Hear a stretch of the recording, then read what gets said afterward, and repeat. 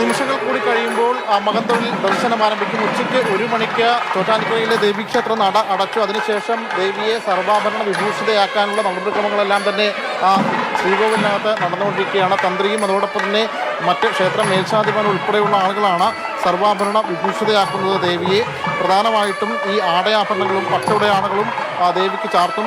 അതോടൊപ്പം തന്നെ താമരമാല ഉൾപ്പെടെ ചാർത്തിക്കൊണ്ടായിരിക്കും പിന്നീട് ഈ മകൻതൊഴിൽ നടക്കുക. അല്പസമയം കൂടി കഴിയുമ്പോൾ ദർശനം ആരംഭിക്കും. 2 മണിക്കാണ് ദർശന സമയം. നമുക്ക് ഇവിടെ കാണാം, തൊട്ടുപുറത്തായിട്ട് നാഗസ്വരം ഉൾപ്പെടെയുള്ള വാദ്യമേളങ്ങളോടുകൂടിയാണ് ദേവിക്കിപ്പോൾ ആടയാഭരണങ്ങളെല്ലാം തന്നെ അണിയിച്ചുകൊണ്ടിരിക്കുന്നത്. ഈ ഓരോ നടയിലും വലിയ തോതിൽ ഭക്തലക്ഷങ്ങൾ ദേവിയെ കാണാൻ വേണ്ടി കാത്തു നിൽക്കുകയാണ്.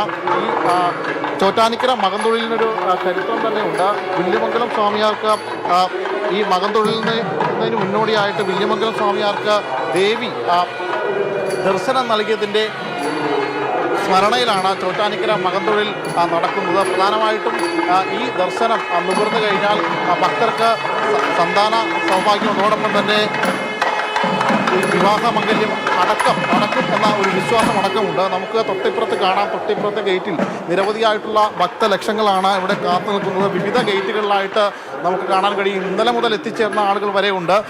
അല്പസമയം കൂടി കഴിയുമ്പോൾ ഓരോ നടയും തുറന്ന ഈ ആളുകളെ കയറ്റി വിടാനുള്ള ശ്രമമായിരിക്കും. എവിടെ നിന്നാണ് വരുന്നത്? തൃശ്ശൂര്.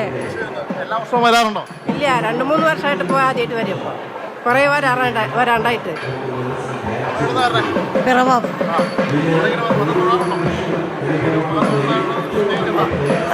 എല്ലാ ആഴ്ചയിലും വരും. മകൻ തൊഴാൻ കുറേ വർഷങ്ങളായിട്ട് വരുന്നതാണ്. പറവൂരിന്ന്. എല്ലാ ഐശ്വര്യങ്ങളും ഉണ്ടാവും. എനിക്ക് ഇത്രയും ബുദ്ധിമുട്ട് ഇപ്പൊ കാണാൻ പറ്റൂല. അവനെ ഇവിടെ ഈ നടയിൽ നിന്ന് കണ്ടുകൊണ്ട് പോവാന്ന് വിചാരിച്ചു.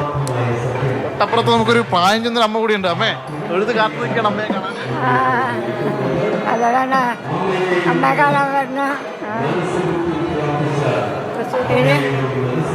ഇനി വരണം.